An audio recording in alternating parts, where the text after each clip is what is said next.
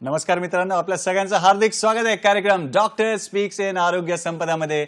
मी doctor Nikhil Harendra शासने आपल्या सगळ्यांचं हार्दिक स्वागत करतो. मित्रांनो, आणि सर्वप्रथम आपल्याला नवीन वर्षाच्या खूप खूप शुभेच्छा दूरदर्शनच्या सह्याद्री वाहिनीतर्फे आमच्या आरोग्य संपदाच्या टीमकडून. तर कार्यक्रमाचा श्रीगणेश करूया संत कबीर दासजींच्या दोह्याने. बरोबर, काल करे सो आज कर, काल करे सो आज कर, आज करे सो अब, आज करे सो अब, पल में प्रलय होएगी, पल में प्रलय होएगी, बहुरी करेगा कब, बहुरी करेगा कब. बरोबर मित्रांनो, वेळ कोणासाठी थांबत नाही. वेळ नदीच्या प्रवाहाप्रमाणे सतत वाहत असतो आणि आपण बघतो कधीतरी नदी प्रवाहित असताना एकीकडे थांबली की मग त्याचं डबकं होतं आणि डबकं झालं की वेगवेगळे आपण बघतो की शेवाळं त्याच्यावर जमतं किंवा डास त्याच्यावर अंडी देतात. तर बरोबर मित्रांनो, आपल्या शरीरामध्ये सुद्धा रक्ताचा प्रवाह चालू आहे नदीसारखा आणि सोबत लिम्फ नावाचं द्रव्य असतं, लसिका द्रव्य असतं, त्याचा पण प्रवाह चालू असतात. आणि या प्रवाहामध्ये जर अडथळा निर्माण झाला तर वेगवेगळे त्रास होतात, वेगवेगळे आजार होतात. तर आजचा आपला विषय, असाच एक खास विषय आम्ही घेऊन आलेलो आहे. तर आजचा आपण विषय बघूया. आजचा आपला विषय आहे हत्तीरोग आणि त्यावरील शस्त्रक्रिया. बरोबर, हत्तीरोग आणि त्यावरील शस्त्रक्रिया. आणि हत्तीरोग म्हणजेच फायलॅरियासिस. आणि या विषयावर आपल्याला मार्गदर्शन करायला आलेले आहेत आंतरराष्ट्रीय ख्यातीचे प्लास्टिक सर्जन आणि लिम्फॅडिमा सर्जन डॉक्टर अंशुमान मनस्वी सर. नमस्कार सर, आपलं स्वागत आहे कार्यक्रमामध्ये. नमस्कार मित्रांनो, सरांचा थोडक्यात परिचय करून देतो. डॉक्टर अंशुमान मनस्वी सर, आपण आंतरराष्ट्रीय ख्यातीचे प्लास्टिक सर्जन आहात, लिम्फॅडिमा सर्जन आहात. शिक्षणाविषयी सांगायचं झालं तर आपण MBBS नंतर MS केलं, नंतर DNB केलं आणि नंतर MCH प्लास्टिक सर्जरीमध्ये केलं. आपण आपली वैद्यकीय सेवा मुंबईच्या नानावटी रुग्णालय आणि बॉम्बे रुग्णालय येथे देत आहात. आणि आपण हत्तीपाय, हत्ती हात सारख्या कठीण आणि किचकट आजारांवर उपचार देण्याचं आव्हान तुम्ही स्वीकारलंय आणि मायक्रो सर्जरीद्वारे आपण हे उपचार देता. आणि आपली गणना देशामध्ये जे काही असे सर्जन्स आहेत, हाताच्या बोटावर मोजता येतील एवढे सर्जन आहेत किंवा डॉक्टर आहेत की जे जेव्हा हत्तीपाय हा जो आजार आहे, हत्ती रोग आहे, तो ॲडव्हान्स स्टेजमध्ये जातो, म्हणजे गंभीर स्वरूप धारण करतो, अशा रुग्णांना उपचार देण्याचं काम आपण करता. तर पुन्हा एकदा सर, तुमचं खूप खूप स्वागत आहे. हा हत्ती पाय किंवा हत्ती पाव म्हणतो, हत्ती रोग म्हणतो, हत्ती हात म्हणतो, लिम्फॅडिमा म्हणतो, म्हणजे नक्की काय आहे ते आम्हाला सांगा. धन्यवाद निखिल. सर्वप्रथम मला माझे ईश्वर आणि आई बाबांची कृपा आहे की मी एवढी मोठी सर्जरी करू शकतं आणि लोकांना सेवा प्रदान करू शकतं. तर हाती पाय आणि हाती हात आणि लिम्फॅडिमा एकच आजार आहे, पण ॲडव्हान्स स्टेजला झाला तर आमचे पाय आणि हाती पायचे सारखं होतं. त्या टाईमला आम्ही हे लिम्फॅडिमाला आम्ही हाती पाव सांगतो. पाय जाड होतं, सुजतं आणि चामडे पण जाड होतं. बरोबर, म्हणजे हत्तीचा पाय जसा असतो तसं थोडं रुग्णाचा पाय होतो. हो हो, आणि खूप खूप भारी होतं. बरं. आणि सर, आम्हाला हे पण सांगा की हे जो लिम्फ हात शब्द वापरला किंवा लसिका द्रव्य आपण म्हणतो, तर लिम्फॅटिक सिस्टीम म्हणजे काय, त्याचं कार्य काय, ते थोडंसं थोडक्यात आम्हाला सांगा. जसं आमच्या शरीरामध्ये रक्त होतं त्याचा एक पॅरलल जवळचा सिस्टम आमच्याकडे होता. त्या सिस्टमला आम्ही लिम्फॅटिक सिस्टम बोलतो. बरोबर. लिम्फ पाणीसारखा तरल पदार्थ होतं आणि हे बारीक बारीक नलिकामध्ये प्रवाह करतं आणि दिवसामध्ये आमचे मेटाबॉलिझम होतं तर कचरा जमा होतं आमचे पायावर बॉडीवर मध्ये आणि कचरा आणि प्रोटीनची कण आणि बॅक्टेरिया वगैरे सगळ्यांना हृदयाच्या जायचं पण फिल्टरेशन होऊन जायचं. बरोबर. तर त्याच्यासाठी लिम्फची ग्लँड असते काखामध्ये आणि पायामध्ये आणि बॉडी आत अंगामध्ये पण होतं. तिकडे फिल्टरेशन होतं आणि फिल्टरेशन नंतर स्वच्छ लिम्फ हृदयात जातं. बरं. आणि हे सिस्टम फार महत्त्वाची आहे कारण काय रक्तची नलिका संपूर्ण ह्याच्या लोड लेऊ शकतं नाही. बरोबर. आपण स्क्रीनवर बघतोच आहे की कशा प्रकारे लिम्फॅटिक आपल्याला रक्तप्रवाहाविषयी तर माहिती असतं आणि सर आपल्याला हे लिम्फॅटिक सिस्टीम किंवा जी संस्था आहे, वेगळी संस्था, वेगळं सर्क्युलेशन आहे, वेगळा रूट आहे, त्याविषयी सर आपल्याला सांगतायत. तर सर आम्हाला लिम्फ आणि रक्त याच्यामध्ये काय फरक आहे ते देखील सांगा. तर रक्त लाल होतं. बरोबर. लिम्फ पाणीसारखं होतं आणि ट्रान्सपरंट. आणि रक्तामध्ये हिमोग्लोबिन आणि ऑक्सिजन कॅरिंग कॅपॅसिटीसाठी हिमोग्लोबिन होतं. पण ह्याच्यामध्ये लिम्फमध्ये प्रोटीन कंटेंट खूप होतं आणि बॅक्टेरिया होतं. त्याला फिल्टरेशन लागते. त्याच्यासाठी मी जसं सांगितलं होतं तुम्हाला की ग्रंथीमध्ये ते फिल्टरेशन होतं. तर लिम्फ सगळे टिश्यूला असतं असं पसरलं असतं आणि ते एक नलिकामध्ये जाऊन वर जातोच, हृदयाकडे वर जातं. म्हणजे फिल्ट्रेशन होऊन ते जे क्लिअर द्रव्य आहे ते पुन्हा हृदयाकडे जातं आणि सर्क्युलेशनमध्ये होतं. आणि तर मित्रांनो असा आपला एक युनिक असा आजचा टॉपिक आहे. तर याच्यामध्ये जसं आपण अवजड वाहनं बाहेरच्या बाहेर शहरात एंट्री देत नाही, बाहेरच्या बाहेरच त्यांना काढून टाकतो आणि तशा प्रकारे हे एक वेस्ट मेकॅनिझम, वेस्ट पण कलेक्ट करतात सर जसं सांगितलं त्याप्रमाणे. आणि आपण याविषयी अजून सरांकडून जाणून घेणार आहोत. सर फायलॅरियासिस विषयी आम्ही ऐकलंय, म्हणजे डास चावल्यावर जो फायलॅरियासिस होतो आणि लिम्फॅडिमा आजचा जो आपला विषय आहे, तर ते दोन्ही सारखंच आहे का काय फरक आहे ते आम्हाला सांगा. फायलॅरियासिस एक प्रकारची लिम्फिडिमा आहे. लिम्फिडिमा पॅथॉलॉजी आहे, आजची पॅथॉलॉजी आहे, त्या लिम्फिडिमा आम्ही बोलतो. पण इंडियामध्ये आपल्या देशमध्ये हे एंडेमिक आहे. 90% 90% लिम्फिडिमाची पेशंट आमच्याकडे फायलेरियासिसची पेशंट असतं. बरं. आणि फायलेरियासिस मॉस्किटो चावल्यानं होतं आणि ह्याच्यासाठी प्रिव्हेन्शनसाठी पण गव्हर्नमेंटची प्रोग्राम आहे आणि आता आम्ही याच्या सर्जरी पण करतो, सुपर मायक्रो सर्जरीला. फारच छान. आणि सर लिम्फॅडिमाची कारणं काय काय असू शकतात त्याविषयी पण जरा आम्हाला सांगा. ओके. तर पहिलं आमच्या देशामध्ये फायलेरियासिस मोस्ट इम्पॉर्टंट कारण आहे. आणि दुसरी कारण आहे कॅन्सर सर्जरी आणि कॅन्सरची ट्रीटमेंट. बरं. कॅन्सरची ट्रीटमेंट आणि सर्जरीमध्ये आम्ही ग्रंथी काखामध्ये आणि पायामध्ये जे ग्रंथी असतं ते आम्ही काढतो आणि त्याच्या काढून नंतर ते लिम्फची नलिका ब्लॉक होतं. बरं. आणि त्याच्यासाठी पण त्यामध्ये परत फ्लुइड जाम होतं आणि साठवतं आणि इन्फेक्शन होतं आणि लिम्फिडिमा होतं. ते एक कारण आहे. दुसरी जन्मपासून पण हे लिम्फिडिमा होऊ शकतं की म्हणजे लिम्फॅटिक सिस्टमची डेव्हलपमेंट चांगली नाही होतं. बरोबर. तर these two are the kind of reasons apart from filariasis. म्हणजे महत्वाची कारणं सरांनी सांगितलेले फायलेरियासिस, कॅन्सर किंवा जन्मतःच सिस्टीम जी आहे, एखादा आपण उपकरण घेतो ते जन्मतःच डिफेक्टिव्ह असतं, तशी ही संस्था जी आहे लिम्फॅटिक संस्था. आणि हे जन्मची होतं हे जन्मतः आम्हाला दिसतं नाही. बरोबर. हे टीन एजला दिसतं आम्हाला. टीन एज नाही तर 20 वर्षाच्या नंतर आम्हाला दिसतं. बरोबर. म्हणजे जेव्हा जन्मतः जो आपला जर लिम्फॅटिक सिस्टीमचा लसिका संस्थेचा जर काही आजार असेल तर तो लहानपणापासून असतो, पण तो आपल्याला वयामध्ये आल्यावर आपल्याला त्याचं निदान होतं.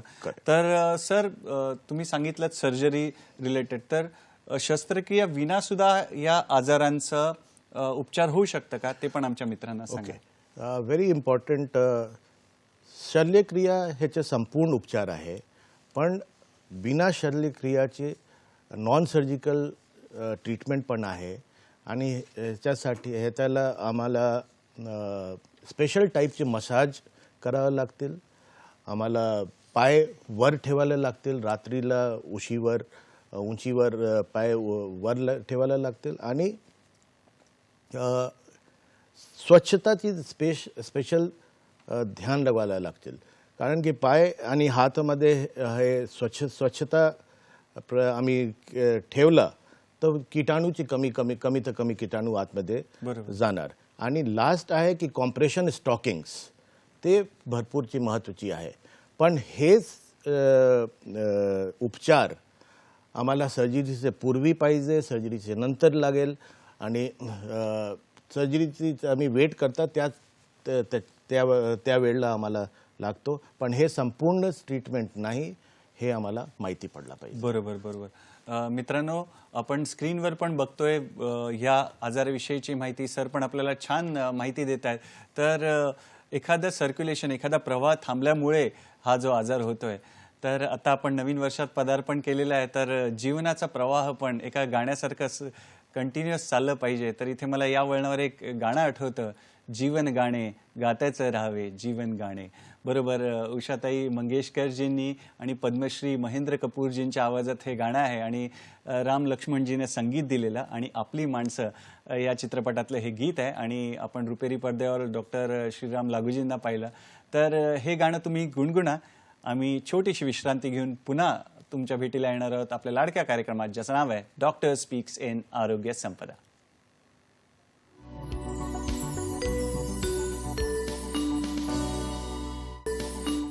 विश्रांतीनंतर पुन्हा एकदा आपलं स्वागत आहे आपल्या लाडक्या कार्यक्रमात, ज्याचं नाव आहे डॉक्टर स्पीक्स इन आरोग्य संपदा. आणि आजचा आगळा वेगळा असा विषय आहे हत्ती रोग आणि त्याच्या शस्त्रक्रियांविषयी आपल्याला ची चर्चा चालू आहे. आणि आपल्याला मार्गदर्शन करतायत आंतरराष्ट्रीय ख्यातीचे डॉक्टर अंशुमान मनस्वी सर, जे की प्लास्टिक सर्जन आहेत, लिम्फॅडिमा सर्जन आहेत, नानावटी रुग्णालय आणि बॉम्बे रुग्णालय मुंबई येथे. तर सरजी, आम्हाला हे सांगा की कुठल्या प्रकारच्या सर्जरी या लिम्फॅडिमा जो त्रास आहे, जो आजार आहे, त्याच्यासाठी करता येतात, त्याविषयी आम्हाला सांगा. निखिल, आधी जो सर्जरी होतं ते सर्जरीची रिझल्ट चांगली नव्हते. त्यामुळे काय झालं, ती डॉक्टरची इंटरेस्ट पण कमी झालं, कॉन्फिडन्स पण कमी झालं, पेशंटची कॉन्फिडन्स पण कमी झालं. आता नवीन सर्जरी आलेला आहे, ते विश्वला शोध झालेला आहे आणि हे नवीन सर्जरी आम्ही करतो. आणि हे नवीन सर्जरीमध्ये काय होतं, लिम्फोव्हिनस बायपास. जसं मी सांगितलं तुम्हाला की लिम्फची प्रवाह बंद होतं, तो पाणी जाम होतं.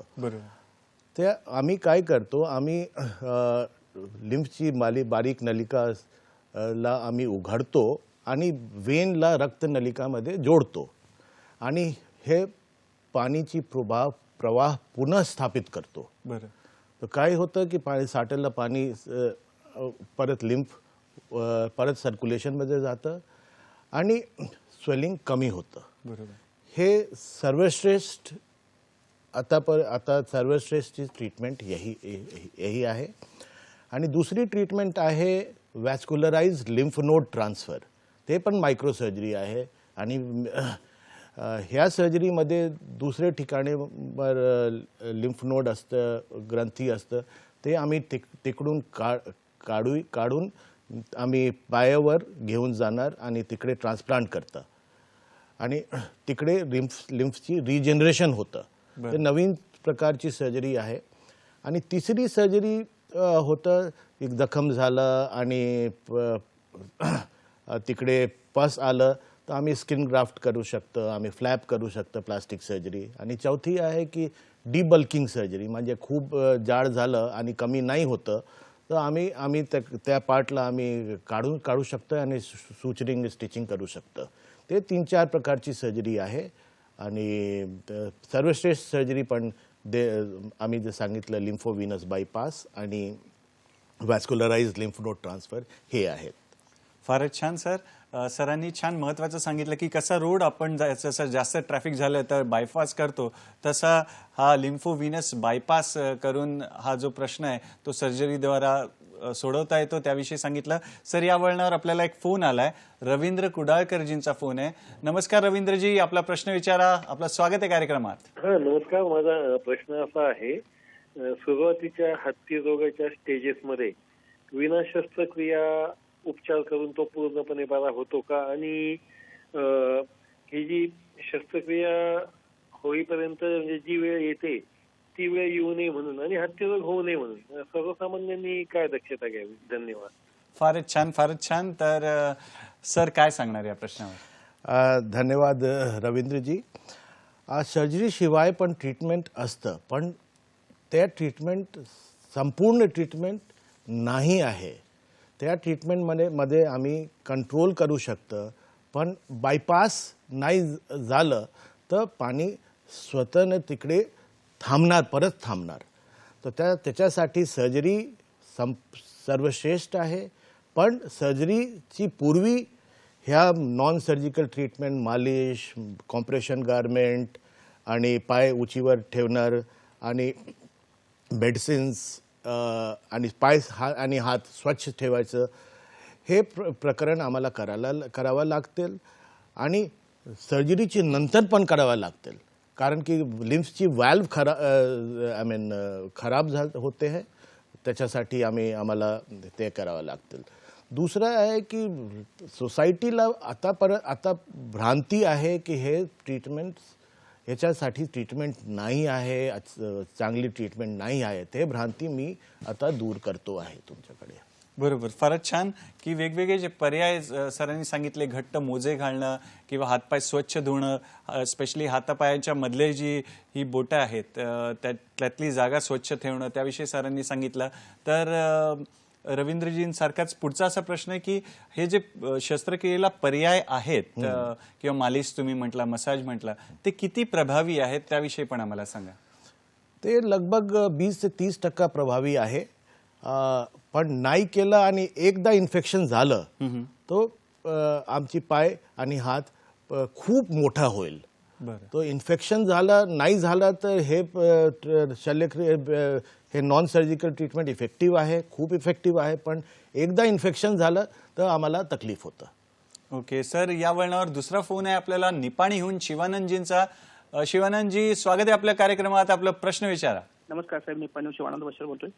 साहेब, हत्ती रोग हे कशामुळे होतो आणि त्याला काय वय मर्यादा वगैरे असतोय काय, आणि त्यांचे लक्षण वगैरे काय असं? समजा आता हत्ती रोग आपल्याला व्हायला म्हणजे त्यावेळेला आपल्याला म्हणजे कोणतं प्रॉब्लेम जाणवतोय, म्हणजे काय व्हायला तर आपल्याला हत्ती रोग झाले म्हणून समजतंय. मग त्यासाठी उपचार घेण्यासाठी म्हणजे कसं सरकारी दवाखान्यामध्ये सुद्धा असं उपचार मिळू शकते काय, त्याला काय करावं म्हणजे असा प्रश्न आहे साहेब. फारच छान प्रश्न आहे सर, काय सांगणार? काय नाव सांगितलं त्यांचं? शिवानंदजी, तुमचे प्रश्न बेसिक आहे आणि फार उत्तम आहे.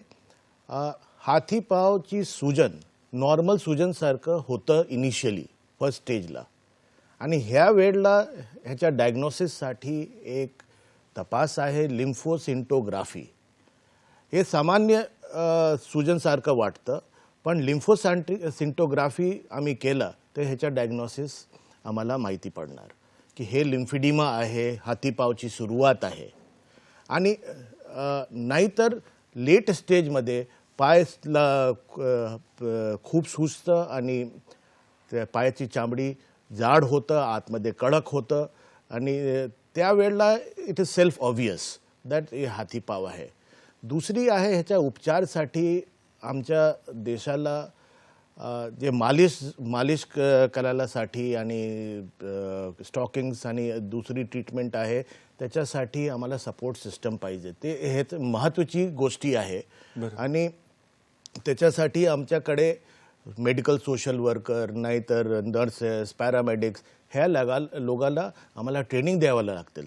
त्याच्यासाठी पण आता आम्हाला इन्फ्रास्ट्रक्चर नाही आहे, पण आम्ही प्रयत्न करतो की भविष्यामध्ये आम्ही हे घेऊ शकतो गावाला. फारच छान. मित्रांनो, आत्ताच आपण स्क्रीनवर बघितलं की घट्ट मोजे जे आहे त्याला स्टॉकिंग असं म्हणतात, की ज्याच्यामुळे आलेली सूज जी आहे ती कमी व्हायला आणि सपोर्ट द्यायला त्याचा उपयोग होतो. आणि पुढचा प्रश्न असा आहे की किती लवकरात लवकर कधी शस्त्रक्रिया करता येईल त्याविषयी पण आम्हाला सांगा. जर आमचं डायग्नोसिस स्टॅब्लिश झालं, त्वरित ह्याचा उपचार आम्हाला करायला पाहिजे. कारण काय की इनिशियली सुरुवात स्टेजला हे लिम्फची ग्लँड सॉफ्ट असतं, बरोबर. पण जर हे लेट स्टेजला झालं ते जाड होतं, ब्लॉक होतं आणि फार डिफिकल्ट सर्जरी, फार कठीण होतं आणि रिझल्ट पण थोडी कमतं. शीघ्र ह्याचा उपचार आम्ही केला तर बरं होणार. फारच छान. Doctor Anshuman plastic. आणि हे सर्जरीची घाबरायची काहीच गरज नाही. सिंपल सर्जरी आहे.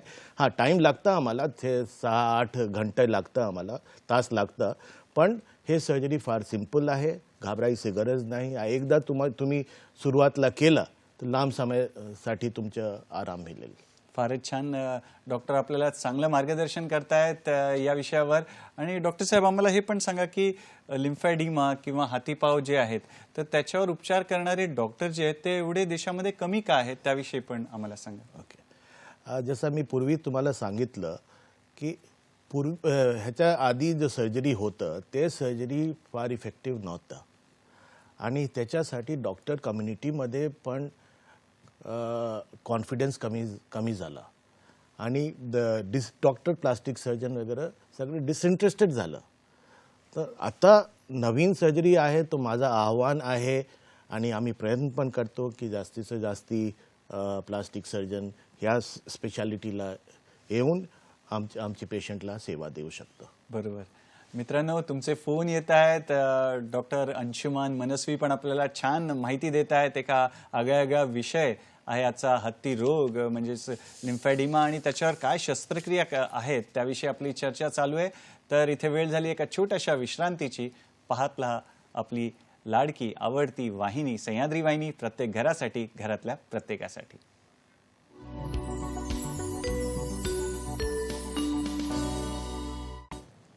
विश्रांतीनंतर पुन्हा एकदा स्वागत आहे आपल्या लाडक्या कार्यक्रमात, ज्याचं नाव आहे डॉक्टर स्पीक्स इन आरोग्य संपदा. आणि आज आपण हत्तीरोग आणि त्याच्या शस्त्रक्रिया याविषयी चर्चा करतोय. आणि आज आपल्यासोबत आहेत आंतरराष्ट्रीय ख्यातीचे असे ज्येष्ठ प्लास्टिक सर्जन आणि लिम्फॅडिमा सर्जन डॉक्टर अंशुमान मनस्वी सर. तर सर आपली वैद्यकीय सेवा नानावटी रुग्णालय आणि बॉम्बे रुग्णालय मुंबई येथे देतात. आणि सर हत्तीपाव विषयीची एक रुग्णाचं मनोगत पण आपण ऐकणार आहोत. त्याच्या आधी आपण एक ध्वनिचित्रफीत बघणार आहोत ज्यामध्ये आपल्याला अनुवंशिक ज्या रुग्णाला त्रास होता हत्तीपावचा तर त्याला सरांनी ट्रीटमेंट दिली आणि त्याचा पाय कसा बरा झालाय त्याविषयीची ही ध्वनिचित्रफीत आहे. तर आपण पाहूया ती एक ध्वनिचित्रफीत हत्तीरोग विषयी. हमारे साथ एक नौजवान यहाँ पर है जो कि तंजानिया से आए हैं और इनका हाथी पांव का प्रॉब्लम था जो कि जन्म से था और जन्म से इनका लेफ्ट पैर जो है वो पूरा सुजा हुआ था और आज ये हमारे सामने है. इनका पैर लगभग बराबर हो गया है. शो बोथ द लेग्स, दोनों पैर लगभग बराबर हो गया है और हमें बहुत खुशी हो रही है ये बताते हुए कि हम ये सुपर माइक्रो सर्जरी जो हम हाथी पाव के लिए करते हैं, जिसको लिम्फोवीनस एनास्टमोसिस करते हैं, शंट बोलते हैं, बाईपास शंट बोलते हैं, वो हम करते हैं तो उससे बहुत फायदा होता है. इस बच्चे का तो प्रॉब्लम इनके कंसेंट से मैं बात कर रहा हूँ कि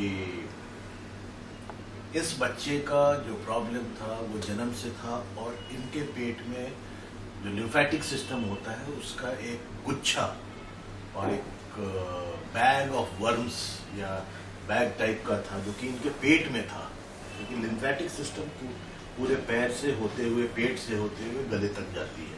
तो इनके पेट में था, तो हमने इनके पेट का ऑपरेशन किया है और पेट में नसों को हमने ज्वाइन किया है, बाईपास किया है लिम्फेटिक टू वेन, जिससे कि ये बेहतर हुए हैं.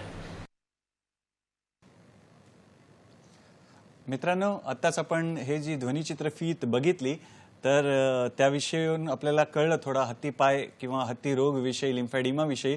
तर आपण डायरेक्टली एका रुग्णाचं मनोगत ऐकूया फोन कॉलद्वारे.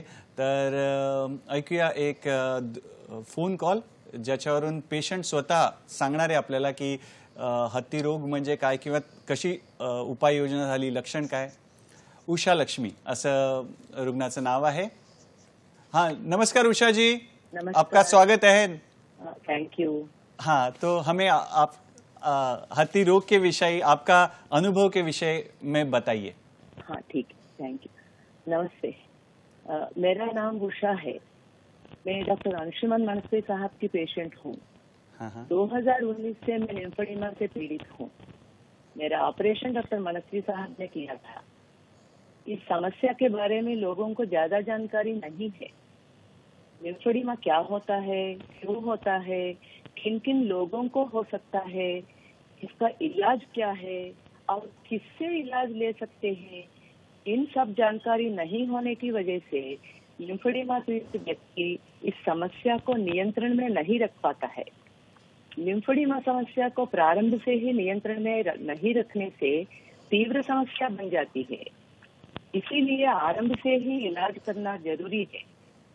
प्रबंधित रूप से प्रतिदिन प्रत्येक पद्धति से लिम्फोडिमा पीड़ित शरीर भाग का मालिश करना, लिम्फोडिमा पीड़ित हाथ या पैर को कंप्रेशन स्टॉकिंग्स पहनाना, कंप्रेशन मशीन का उपयोग करना, प्रत्येक लिम्फोडिमा संबंधित व्यायाम करना अत्यंत आवश्यक है.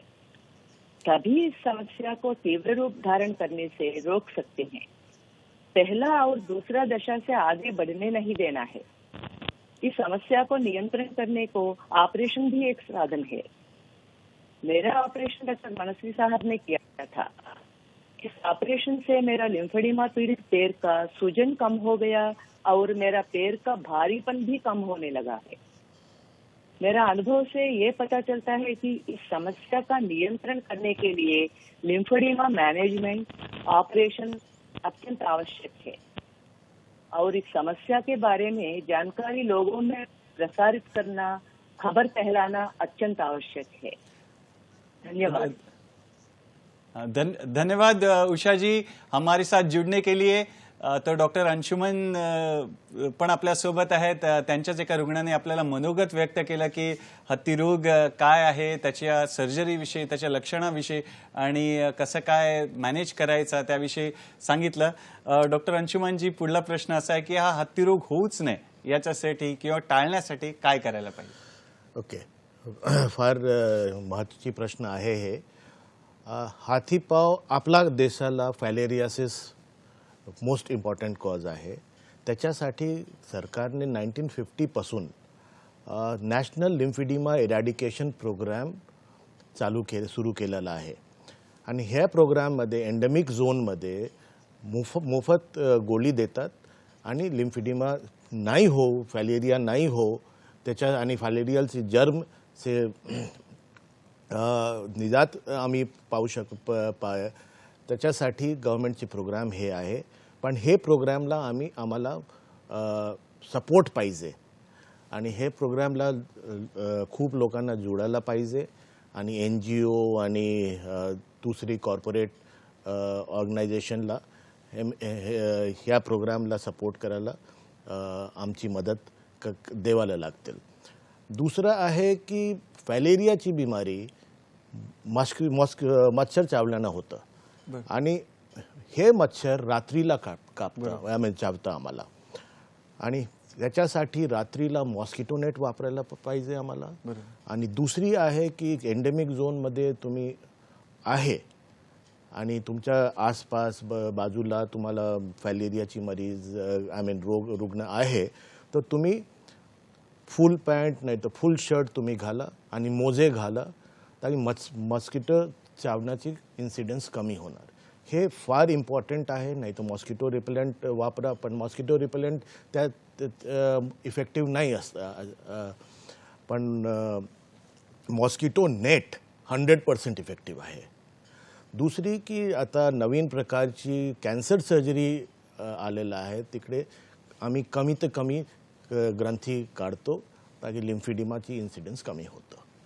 फारच छान. डॉक्टरांनी सांगितल्याप्रमाणे डासांपासून स्वतःचा आणि आपल्या परिवाराचा बचाव करायचा आहे, मच्छरदाणीचा प्रयोग करायचा आहे आणि नवीन नवीन ज्या काही शस्त्रक्रिया येतात त्याविषयी सर आणि आपण काय संसर्ग रोखण्यासाठी हातापायाची कशी काळजी घ्यायची आहे त्याविषयी आपण पाहतोच आहे की दररोज हातपाय तपासायचे आहेत, नंतर कोमट पाण्याने आणि साबणाने हात धुवायचे आहेत. आपण कोविडमध्ये आपल्याला चांगली सवय लागलेलीच आहे ती फॉलो करायचं आहे आणि आरसा वापरून पण आपण तपासणी करता येईल आपल्याला आणि काळजीपूर्वक आपल्याला सगळं जे हे आहेत स्टॉकिंग्स पांढरे मोजे पण वापरायचे आहेत, सॉफ्ट येस, हातापायाची पण काळजी घ्यायची आहे आणि मसाज रिलेटेड पण सरांनी आपल्याला ऑलरेडी सांगितलेलं आहे. तर सर काही ऍड करायचं? एक ऍड करायचं, सफेद मोजा, नवीन सफेद मोजे आपला घालायचे, कारण की घाण होतं तर आम्हाला माहिती पडतं. बरोबर बरोबर. ही छान आयडिया आहे की आपण मोजे वापरतो आहे की नाही ते पण डॉक्टरांना कळलं पाहिजे. त्याच्यामुळे सफेद जे मोजे आहेत, पाय मोजे वापरणं फार गरजेचं आहे. आणि डॉक्टर साहेब, देशासमोर या आजाराचं लिम्फॅडिमाचं किती मोठं आव्हान आहे त्याची थोडी आम्हाला कल्पना द्याल तर बरं होईल. माझ्या देशावर आव्हान आहे की ह्याचा उपचार आहे आणि चांगला उपचार आहे. त्याच्यासाठी लोकांना जागरूक करा, हे मेसेज व्हायरल करा की ह्याचा उपचार आहे. आणि दुसरी गव्हर्नमेंटची माझे आव्हान आहे की नॅशनल लिम्फिडिमा इरॅडिकेशन प्रोग्रामला ह्या सर्जरी पण इन्क्लूड करा, कारण की झालं नंतर लोकांना रुग्णाला मोठे हॉस्पिटलमध्ये हे सुविधा आहे, पण डिस्ट्रिक्ट हॉस्पिटलमध्ये पण हे सुविधा होऊ शकतं, तर आम्हाला खूप फायदा होईल. फारच छान, फारच छान. तर माझा पुढला प्रश्न त्या रिलेटेडच आहे की सरकारचं काय मदत कार्य चालू आहे त्याविषयी पण आम्हाला लिम्फॅडिमा नॅशनल प्रोग्रामविषयी तुम्ही सांगितलं तर त्याचं थोडं अजून डिटेलमध्ये आम्हाला सांगावं प्लीज. नॅशनल लिम्फिडिमा इरॅडिकेशन प्रोग्राम हर एक डिस्ट्रिक्टमध्ये आहे, प्रत्येक डिस्ट्रिक्टमध्ये आहे. आणि तिकडे तिथे सोशल वर्कर आहे ते, आणि डिस्ट्रिक्ट हॉस्पिटलमध्ये मोफत गोळी देता होता प्रिव्हेन्शनसाठी. आणि कारण की मस्किटो कधी पण चावणार, तर त्याच्यासाठी मास इम्युनायझेशन आम्ही करतो. मास गोळी देतो आम्ही, नॉट इम्युनायझेशन, सॉरी, मास गोळी देतात आणि ताकी प्रिव्हेन्शन हो. पण ह्यांच्या एक ड्रॉबॅक हे आहे की सर्जरी नाही आहे ह्याच्यामध्ये. बरोबर. आणि दुसरी आहे की लोकांना हायड्रोसील पण खूप होतं. बरोबर. आणि हायड्रोसीलची सर्जरी डिस्ट्रिक्ट हॉस्पिटलमध्ये होऊ शकतं. हो. आणि ते लवकरच लवकर आम्ही करा तर आमच्यासाठी ते बेहतर होईल. दुसरं आहे की ह्याच्या फंड पण कमी आहे. बरं. तर त्याच्यासाठी आम्हाला NGO आणि कॉर्पोरेट सेक्टरला आम्हाला थोडा मदत पाहिजे की डिस्ट्रिक्ट हॉस्पिटलला नॅशनल इम्युनायझेशन प्रोग्रामला स्ट्रेंथन करायसाठी थोडा हेल्प करा. आणि गावाला हे सोशल वर्कर आणि पॅरामेडिक्सला ट्रेनिंग द्यायसाठी आमची मदत करा. फारच छान सरांनी सांगितलंय. या वळणावर आपल्याला एक फोन आलेला आहे. दादा उबाळेंजींचा फोन आहे जामखेडहून. तर नमस्कार दादा, आपलं स्वागत आहे कार्यक्रमामध्ये. आपला प्रश्न विचारा. माझा प्रश्न असा आहे की हत्तीरोग झाल्यामुळे त्याचे परिणाम इतर अवयवांवर होतात की नाही, त्याबद्दल सांगा. फारच सुंदर प्रश्न आहे की हत्ती रोगाचा परिणाम इतर जे आपले शरीरातले अवयव आहेत त्याच्यावर होतात की नाही असा प्रश्न आहे. हो, फार इम्पॉर्टंट प्रश्न आहे दादा. आणि कुठेतरी पहिले तर की तुमचे पाय मोठं झालं तर तुमच्या स्पाईनवर इफेक्ट येईल, तुम्हाला तुमच्या रोजगारवर इफेक्ट येईल. आणि दुसरं आहे की जर इन्फेक्शन झालं पायावर तर ते इन्फेक्शन कुठे पण जाऊ शकतं आणि लाईफ थ्रेटनिंग पण होऊ शकतं, पेशंट सेप्टिसिमियामध्ये जाऊ शकतं. तर ह्याचे परिणाम दुसरे अंगावर पण आहे. बरोबर. तर डॉक्टर साहेब, तुम्ही सोयी सुविधांविषयी सांगितलं की तर त्याच्याविषयी थोडं अजून आम्हाला असं जाणून घ्यायचं की या सोयी सुविधा विना ज्या शस्त्रक्रिया उपचार पद्धती आहेत ते आपण कशा वाढवू शकतो, सोयीसुविधा त्याविषयी पण थोडं आम्हाला सांगा. ह्याच्यासाठी आता आता फिजिओथेरपिस्ट हे ट्रीटमेंट करतात. नॉन सर्जिकल ट्रीटमेंट फिजिओथेरपिस्ट करतात. पण फिजिओथेरपिस्ट आमच्याकडे सिटीमध्ये आहे, पण गावामध्ये आमच्याकडे फिजिओथेरपिस्ट नाही आहे. तर आमची आयडिया हे आहे की पॅरामेडिक्सला, सोशल वर्करला, अंगणवाडी वर्करला आम्ही ट्रेन करू की असं बेसिक मॅनेजमेंट तिकडे गावाला देऊ शकतो. त्याच्यासाठी आमच्या ट्रेनिंग प्रोग्राम सुरू केलेलं पाहिजे आणि आम्ही सुरू केलेलं आहे. पण हे जास्ती लेवलवर लिहून जाण्याची गरज आहे आम्हाला. फारच छान. डॉक्टर मनस्वी आपल्याला छान माहिती देत आहेत हत्तीरोग विषयी आणि त्याच्या शस्त्रक्रियांविषयी. शस्त्रक्रिया विना सुद्धा आपण कसा त्याचा उपचार करू शकतो, कशा आधारभूत ज्या सुविधा आहेत त्या वाढवता येतील, काय काय अजून करायला पाहिजे या आजाराचं निर्मूलन करण्यासाठी. तर इथे वेळ झाली एका छोट्याशा विश्रांतीची. तुमचे फोन पण येत आहेत, तुम्ही पण छान महत्त्वपूर्ण असे प्रश्न विचारत आहात, तर असेच आम्हाला फोन करून प्रश्न विचारा. आम्ही एक छोटीशी विश्रांती घेऊन परत येतोय आपल्या लाडक्या कार्यक्रमात, ज्याचं नाव आहे डॉक्टर स्पीक्स इन आरोग्य संपदा.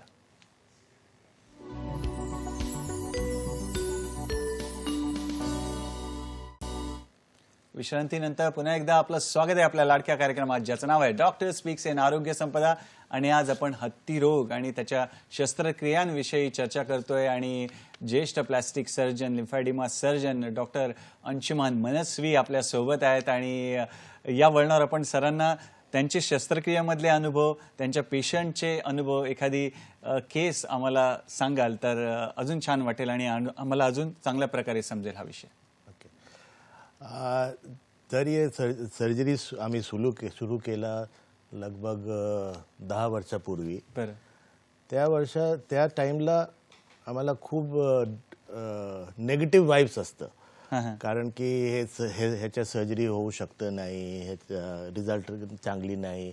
आणि विश्वला पण एनफ रिसर्च नव्हतं. बरोबर. की काय करायचं, काय नाही करायचं. आणि so many patients came to us and we were helpless. बरोबर. तर मी सुरू केला हे सुपर मायक्रो सर्जरी. आणि नवीन जर्नलमध्ये बघितलं मी, एकदा ऑब्झर्वेशन पण केलं आम्ही. आणि आम्ही सुरू केलं कारण की मायक्रो सर्जरी आम्हाला माहिती आहे. बरोबर. पण हेच मायक्रो सर्जरी लिम्फॅटिकची नलीला जोडणार वगैरे थोडाफार डिफिकल्ट आहे, फार कठीण आहे. पण प्रयत्न केला आम्ही. पेशंट बरं झालं तर आमचे पण थोडा हिम्मत झालं की आगे बढू शकतो आम्ही. आणि आतापर्यंत आम्ही खूप पेशंटला केला. लोकांना खूप आराम आलेला आहे. एक इम्पॉर्टंट चीज आहे की हे सर्जरी लांब चालतो तर आमची पण बॉडीवर खूप स्ट्रेन होतं आणि मायक्रोस्कोप दुर्बीनवर होतं. तर आम्ही हे सर्जरी प्रत्येक दिवस करू शकतो नाही. बरोबर. पण दुसरी पण आमची टीम आहे. आम्ही टीम बिल्ड करतो की पण हे सर्जरी असं आहे की बिना फुल ट्रेनिंगला आम्ही कोणी करू शकतो नाही. बरोबर. तो ते आपल्याकडे एक चॅलेंज होतं. दुसरं चॅलेंज हे आहे की आतापर्यंत एक मरीज आलेला आहे, एक रुग्ण आलेला आहे आमच्याकडे 2-3 दिवस पूर्वी. ते 1 वर्षाची पूर्वी आला. पण त्यांना कोणी डॉक्टरले आणि आसपासच्या लोकांना सांगितलं की सर्जरी करू नको, सर्जरीची हे प्रॉब्लेम होईल, ते प्रॉब्लेम होईल, आणि ते नाही केलं. बरं. नंतर इन्फेक्शन झालं आणि 5 लाखची ट्रीटमेंट झालं इन्फेक्शनसाठी, कंट्रोलसाठी. कारण की इन्फेक्शन कुठेतरी जाऊ शकतं. मी सांगितलं तुम्हाला. तो नाव ही हॅज कम ना. आता आम्हाला ते सर्जरी करायचं तर त्याच्यात खूप लॉस झालं ना. बरोबर. फिनान्शियल लॉस आणि स्वास्थ्य लॉस, शारीरिक लॉस, मेंटल लॉस सगळे झालं. सर्जरी तुम्हाला करायचं आहे आणि सर्जरीची तुम्ही घाबरू नको आणि सर्जरी करा तुम्ही. हे माझी मेसेज आहे. आणि ह्याच्या जागरूकता फैलावा तुम्ही, आम्ही पसरावा तुम्ही की सर्जरी इफेक्टिव्ह आहे. बरं. फारच छान डॉक्टर मनस्वी. आणि आम्हाला असं काही ब्लड टेस्ट आहे का की प्राथमिक स्तरावरच, म्हणजे जेव्हा पेशंट येतो आणि समजा काही ब्लड टेस्ट अशा आहेत की ज्याच्यामुळे आम्हाला कळू शकतं की बाबा म्हणजे हत्तीपाय होण्याच्या आधी काही असं इंडिकेटर की बाबा हा पेशंट या साईडला चालला आहे? एक डेंग्यू मलेरिया टाईप. हो हो हो फॅलेरिया अँटीजन आहे एक ट्रीटमेंट, पण हे फॅलेरिया अँटीजन खूप रिलायबल नाही. तर जर मोस्ट इम्पॉर्टंट इज की जर आम्हाला सूज झालं पायामध्ये आणि हातामध्ये सूज झालं तर तुरंत त्वरित आम्हाला डॉक्टरला जायचं आणि एक तपास घ्या तुम्ही, लिम्फोसिंटोग्राफी. हे तपास तुम्हाला करायला पाहिजे. हे तपास तुम्ही करा आणि ह्याच्या 100% डायग्नोसिस आम्हाला समजतील की हे लिम्फिडिमा आहे. हे तपास करून लिम्फोसिंटोग्राफी हे रेडिओन्यूक्लियोटाईडची तपास आहे. पेट स्कॅन कुठेतरी जिथे तरी होता तिकडे होता बरोबर. आणि हे उपचार तपास आम्ही सजेस्ट करणार. कोणी ब्लड तपासून आम्ही सांगू शकत नाही, कारण की ते 100% श्युरिटी नाही त्याच्या. फारच छान डॉक्टर. मायक्रो लेवलला ती सर्जरी करतात, म्हणजे आपण जर साध्या भाषेत जर ट्रॅफिक जॅम झालं तर एखाद्या फाट्यावरून किंवा एखाद्या गल्लीतून ते ट्रॅफिक जॅम बाजूला करतो. हेच काम एकदम पेशीच्या लेवलवर मायक्रो लेवलला जाऊन ते जे सर्क्युलेशन आहे, तो जो प्रवाह आहे लिम्फचा, तो सर व्यवस्थित करतात. तर डॉक्टर साहेब, तुम्ही जे हत्ती रोगाचे रुग्ण आहेत त्यांना काय महत्त्वाचा एखादा संदेश तुम्हाला द्यायचा आहे या माध्यमातून? याचा संदेश आहे की तुम्ही डॉक्टरकडे जा, तुम्ही विचारा या सर्जरी होतं की नाही होतं, लिम्फोव्हिनस बायपास नवीन सर्जरी आहे, होतं की नाही होतं. होता तो तुम्ही करा, नाहीतर तुम्ही या आमच्याकडे या, आम्ही तुम्हाला मदत करणार आणि बघूया कसं आम्ही तुम्हाला हेल्प करू शकतं. आणि ह्याच्या जागरूकता तुम्ही पसरवा की लिम्फिडिमा क्युरेबल आहे. बरोबर. सरांनी आपल्याला दाखवायला काही स्लाइड्स पण आणलेल्या आहेत, माहितीपूर्ण आहेत, तर आपण त्या स्लाइड्स पण बघूया. आणि सर थोडं आम्हाला त्या स्लाइड विषयी सांगा, पण संक्षिप्त स्वरूपात सांगितलं तरी चालेल. तर पहिले संसर्ग रोखण्याची ती हातपायाची काळजी, त्याविषयी काय घ्यायला पाहिजे? किंवा करेक्ट. तो आम्ही मिरर घेऊ शकतो. मिररला पाय प्रत्येक दिवसाच्या सकाळी आणि संध्याकाळी आम्हाला बघायला पाहिजे. बरं. ते फार मोस्ट इम्पॉर्टंट आहे. दुसरी वेब स्पेस आहे ना, वेब स्पेसला आम्ही साबण क्लीन करूया. चिखल्या वगैरे होतात हाताच्या बोटामध्ये वगैरे तिथे. आणि तिसरं आहे की आपण नाखून कापतो ना आम्ही, त्या टाइमला कापाची पूर्वी पण सॅनिटाईज करा आणि कापाची नंतर पण सॅनिटाईज करा. निर्जंतुकीकरण गरजेचं आहे. करेक्ट. आणि पांढऱ्या मुजांविषयी काही सांगणार? आणि पांड्यानं माझी हे सजेशन होतं माझ्या रुग्णासाठी की तुम्ही 10 पेअर्स, 10 पेअर्स तुम्ही सफेद मोजा तुम्ही ठेवा तुमच्याकडे आणि चेंज करून जात. आणि मोस्ट इम्पॉर्टंट इज आपल्याकडे हे सिस्टम आहे की आम्ही घरीला चप्पल घेत नाही. बरोबर. पण ह्या रुग्णाला आमचं हे आव्हान आहे की तुम्ही घरात पण तुम्ही चप्पल घाला. आणि आपण बघतोच आहे की मऊ पादत्राणं घालणं किती गरजेचं आहे. आणि वेब स्पेसेसच्या काळजीविषयी सर काय सांगणार? दोन्ही वेब स्पेस मी सांगितलं, पावडर, अँटी फंगल पावडर आम्हाला घालावं लागेल ताकी फंगल इन्फेक्शन आपण प्रिव्हेंट करू शकतो. दोन्ही बोटांच्या मध्ये जो पडदा असतो त्याची काळजीविषयी सर सांगतायत. आणि ड्रायनेस चामडी जाड झालं तर ड्रायनेस असतं. ड्रायनेस असतं तर तिकडे बॅक्टेरियाची ग्रोथ वाढतं, बॅक्टेरिया वाढतं. त्याच्यासाठी आम्हाला मॉइश्चरायझर वापरायला पाहिजे. फारच छान. आणि अशा प्रकारे महत्त्वपूर्ण माहिती मिळालेली आहे. आणि सर, NGO किंवा बिना सरकारी ज्या संस्था असतात, NGOज किंवा समाजाला म्हणा, कशा प्रकारे या आजारावर आपल्याला विजय मिळवायला ते योगदान देऊ शकतात, त्याविषयी पण आम्हाला पहिले तर हे आम्ही सांगितलं, हे ऑपरेशन मोठ्या संस्थांमध्ये होऊ शकतं. त्याच्यासाठी स्पॉन्सरशिप करू शकतं, ते गरीब माणसाला स्पॉन्सरशिप करू शकतं.